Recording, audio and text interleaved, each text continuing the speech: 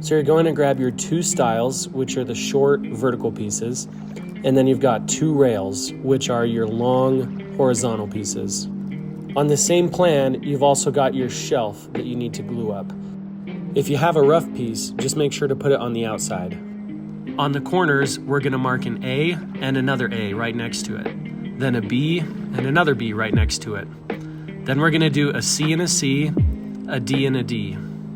This will help us later when we have to put the boards back together after we've drilled the dowel holes so that our A and A match up and so on. Line your boards up and make sure that they're flat together. You can do this using a square. Then take that square and draw a thick line through the middle. This is to represent the dowel that's going to go through to help you remember which side of what piece you need to drill. In total, draw 4 lines connecting A and A, B and B, C and C, and D and D.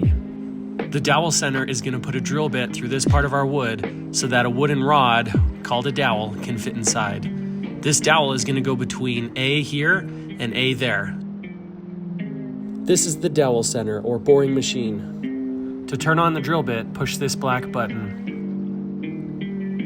We're going to take our two stiles and put that line we drew right up against the drill bit.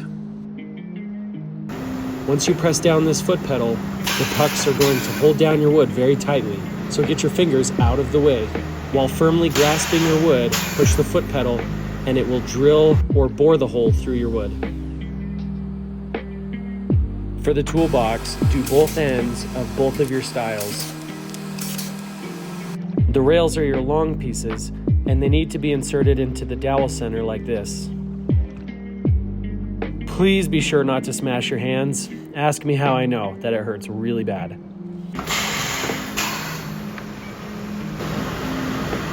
We're only going to do 2 holes on the same side, one on each end of your rail. If you've got a rough side on one of your pieces, make sure that you're cutting the smooth side. So here's what a finished rail would look like when you've punched the 2 holes in the ends. All my favorite students turn off the machines when they're done using them. Please push this red button to turn it off when you're done. There's a locker labeled dowels. You can grab 4 out of the bin. To dry fit your pieces, put the 2 dowels in the end of your stiles. Then slide your boards together to make sure that it all fits and there's no gaps. There's a good chance you might need to spin around one of your stiles to make it level with your rails. It doesn't need to line up perfect, but we're going to cut it down to net size. Here's an example of one that I would say is not close enough. Just go back to the dowel center and re-drill your stiles on both sides. This should resolve most of the problems. A dry fit is necessary because we want to make sure it will fit without glue. So do that first before you glue it all together. If yours is ready to glue, put some on the edge of your stile, making sure to get 1 drop inside of the dowel hole. Then you can take your dowel, rub it across, and spin the glue on the inside of that hole that you bored, spinning the dowel into it.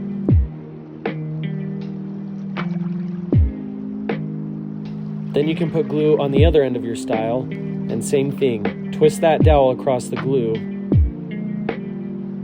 Dude, I don't know how come this fly wanted to be in this video so bad, but it was incredibly annoying. Ouch! Then make sure to add some glue into this dowel hole on the rail as well. And don't worry, I put this example hole here so you can see it won't affect your project. Now, you might find yourself needing to flip over one of your stiles so that they line up a little better, right? Usually one way ends up working out better than the other. As a quick reminder on these orange clamps, you need to pull that metal so that you can slide it in or out. Once you've got your piece laid out, pull those orange pieces in. Now you're good to start tightening the end clamps. Remember, we're really not gluing the inside of this web frame, so you only need to tighten the left clamp and the right clamp on the outside of your web frame.